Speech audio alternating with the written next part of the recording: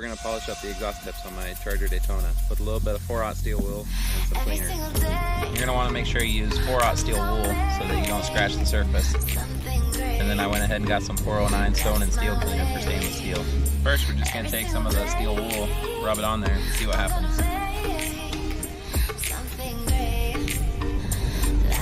See, the shine's already coming back and we haven't even put any product in.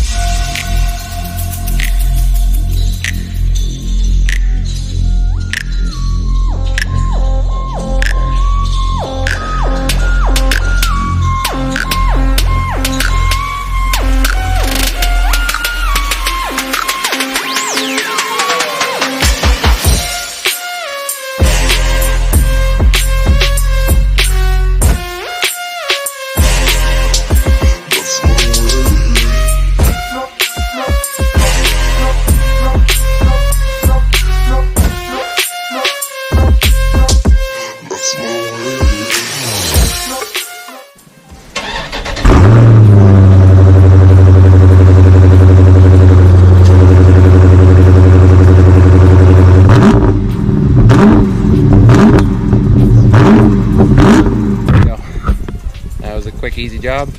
That looks way better. Don't stop, don't stop, don't stop.